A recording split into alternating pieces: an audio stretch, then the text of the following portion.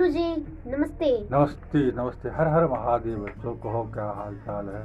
ठीक है बाबा स्कूल जी। चल रहा है? हाँ बाबा जी वो तो चल रहा है। आज कहाँ तुम लोग आए हो सारे के सारे बच्चे सब? बाबा जी हमें एक ऐसा खिस्सा सुनाइए जो सुनने में भी बहुत अच्छा लगे। बहुत अच्छा लगे? बहुत अच्छा बाबा जी। ठीक है, हम आज तुमको एक 5 बरस के बच्चे का किस्सा सुनाते हैं जिसका संबंध उज्जैन के महाकालेश्वर मंदिर से है। उज्जैन के महाकालेश्वर भोलेनाथ से है। यह उज्जैन नगरी का खिस्सा है जो बड़ा ही दिव्य खिस्सा है। उज्जैन के राजा चंद्रसेन थे। एक समय की बात है। चंद्रसेन बहुत बड़ा शिव भक्त था। वो महान धार्मिक राजा थे। उनको एक किसी महात्मा ने एक मणि दिया था जिसका नाम चिंतामणि था। वह पानी करके जब वह सभा में आते थे तो सूर्य के समान वो दीप्यमान हो जाते थे और उस मणि की कीर्ति दूर दूर तक चली गई।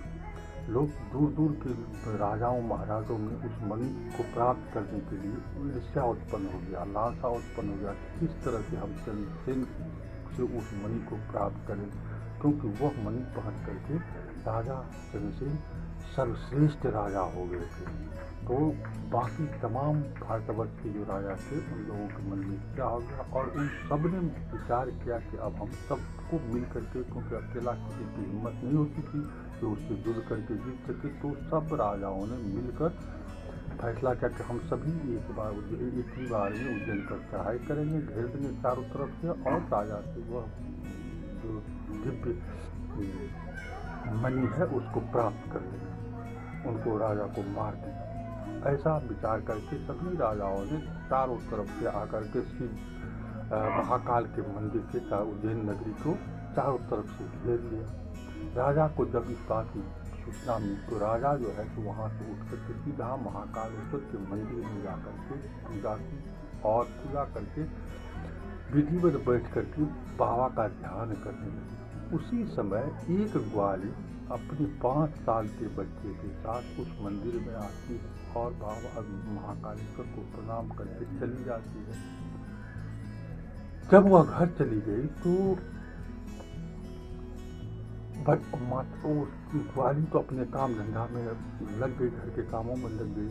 वह बच्चा जो 5 साल का था वह मंदिर में जो देखा था कि एक बहुत विशाल पत्थर है, उस पत्थर पर जो है तो बहुत ढेर सारे दिव्य फूल मालाएं चढ़ी हुई है।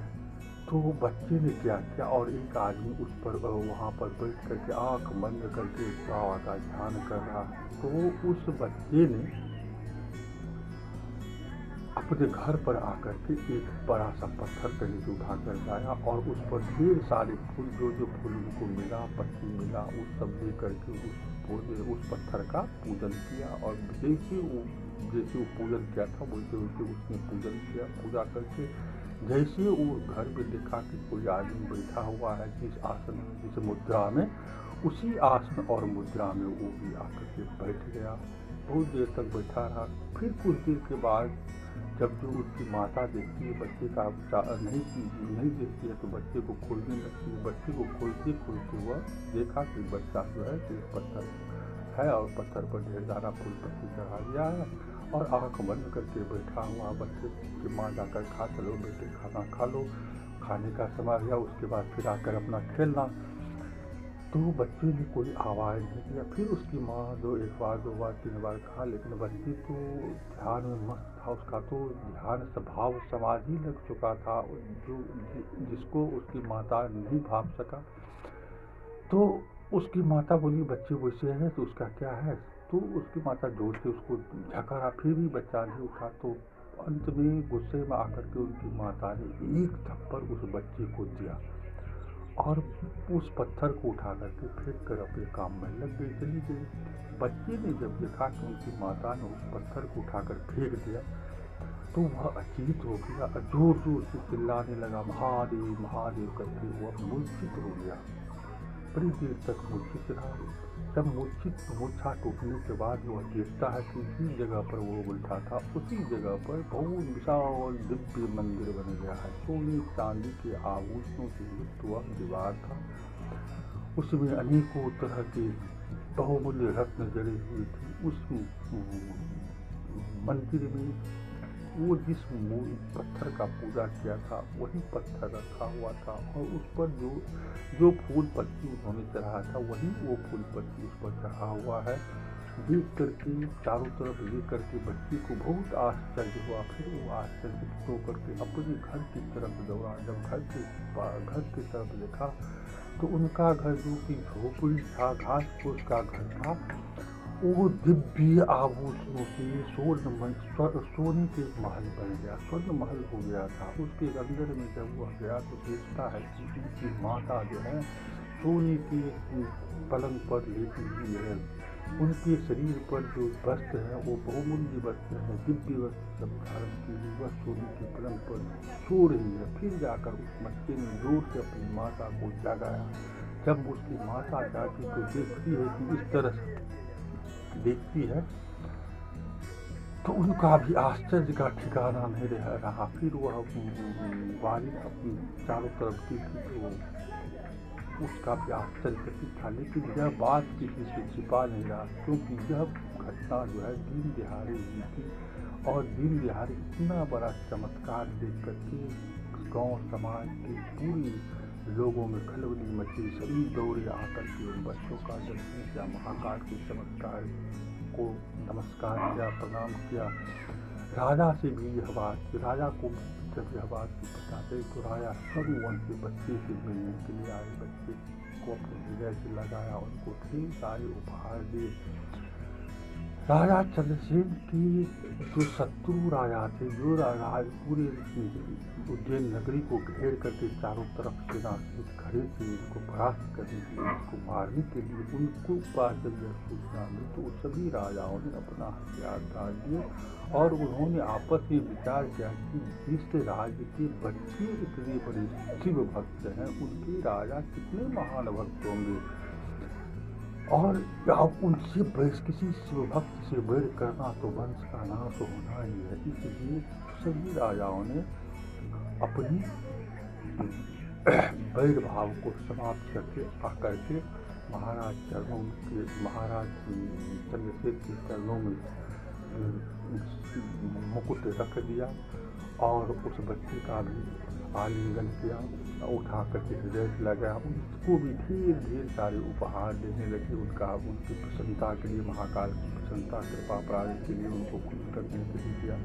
इसी तरह से रात्रि का समय हो गया। सभी बड़े बड़े राजा महाराजा उसी भवन में, उसी मंदिर में, वालिद उसी बच्चे के घर में बैठे हुए थे, आपस में बैठे हुए थे, बातचीत कर रहे थे। तो उसी समय हनुमान जी साक्षात प्रकट हुए। हनुमान जी के प्रकट होते ही सभी राजाओं ने दंडवत किया, उठकर खड़ा होकर नमाकर दंडवत किया और हनुमान जी ने कहा, देखो यह बालक जो है बिना किसी से दीक्षा लिए, बिना किसी का से गुरु बनाए हुए अनुकरण करके, देख करके, नकल करके ही यह शिव भक्त शिव को प्राप्त हो गया। शिव की अनुकंपा हो गई है। संसार में मनुष्य को शिव के समान दूसरी कोई गति नहीं है।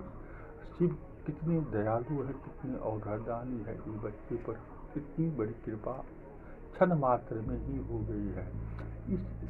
और इतना ही नहीं, इस बच्चे के 8वें पुत्र में नंद नाम का गोप होगा, जिसके यहाँ साक्षात भगवान विष्णु कृष्ण रूप से अवतरित होंगे और ढेर सारे लीलाएं करेंगे। यह बालक बड़ा ही दिव्य है। और ऐसा कर करके हनुमान जी वहाँ से अंतर्ध्यान हो गए। सभी राजाओं ने फिर उन बालक को यथायोग्य सम्मान किया, उनको अपनी जाति का, समुदाय का बड़ा पद दिया और फिर चले गए। यह कथा उज्जैन के महाकाल